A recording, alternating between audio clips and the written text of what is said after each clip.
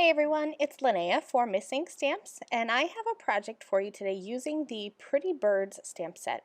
This is an adorable 4x8 stamp set with lots of little toucans, some greenery, and punny sentiments. I'm going to be making a simple watercolored background. I wanted to just kind of have something simple in the background that's going to bring your eye in towards the center of my card. I'm working with some Shimmer watercolors, and they're handmade Shimmer watercolors. And you've seen me work with Shimmer watercolors a lot in my videos. It's just something that I love, and I haven't really explained how to work with them. When you're working with handmade watercolors, you want to make sure that you add just a couple drops of water on top and let that sit in for a little bit to start activating those colors. So I added some clean water there, and now I'm going to go ahead and work on a piece of watercolor cardstock. And I'm going to just put a little tick mark right in the center. I have 4 colors that I'm going to add in vertical stripes to my card, and I want to make sure that those are kind of centered. So I added a little tick mark, and then I erased the majority of it just to make it very light.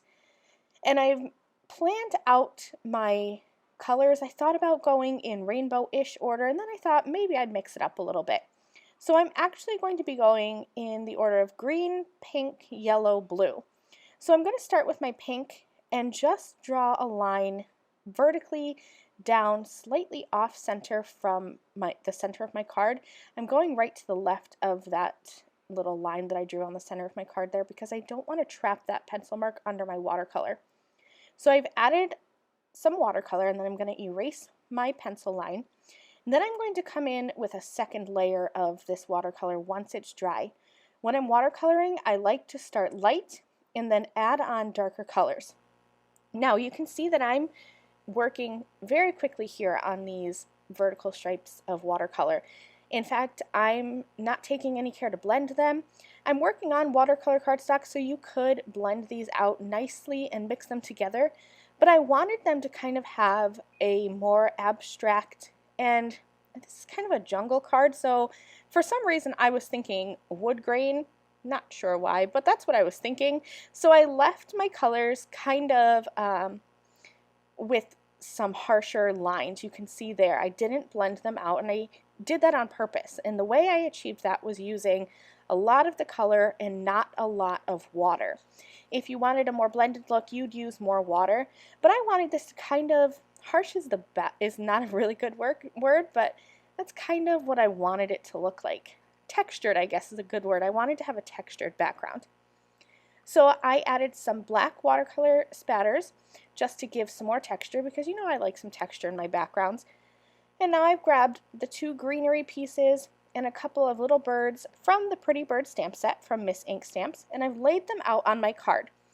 That's how I plan a lot of my cards. I like to lay the images out before I even stamp them. I just put the stamps right on my card, lay them out, see if I like it, and then I stamp them. Now I'm going to add some quick colors with Copics. You can see that I added some brown to the branches and twigs, and I have 3 different colors of greens because I saw that there were a mixture of leaves here on these little branches, and so I thought that adding in multiple shades of green would just add some more dimension to my card, especially since I color very simply. You can see I'm just using 2 markers for each color blend, starting with my dark and then adding some lighter color in.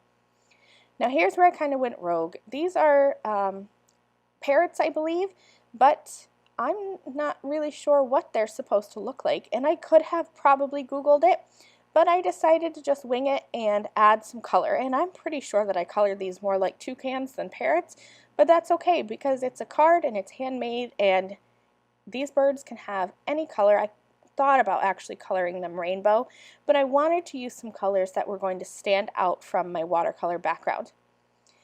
I colored their feathers on their wings with blues and oranges, and I'm adding some dark gray colors. I used a C7 and C5 to create my black, and then I just added some shadow around their heads and bellies with a C1 marker, and I used my scissors to cut out all of these images. Now here's some tips and tricks for adhering a watercolored panel to a card base. I watercolored this, and there's multiple layers of watercolor on here, Plus, with every layer of watercolor, I used my heat gun, so there's a lot of warping to my panel. You can add this, run this through a laminator, and that'll flatten it right out. The heat and pressure from that will flatten it, but I didn't want to drag out my laminator, so instead I trimmed it down so that it would have a little border around an A2 card, and I added a lot of foam tape behind there. And that foam tape kind of puts some pressure and pull behind the cardstock, and it's going to pull it flat. So you can see the difference there with that foam tape. I added foam tape behind all of my elements, and I'm going to add them onto my card. Then for a finishing touch, I'm going to grab my clear sparkle pen and add lots of shimmer and sparkle to these images. I like my images to have some sparkle. You can see that all that sparkle on this card, and it's all finished. Thank you for joining me. I will see you again soon. Bye.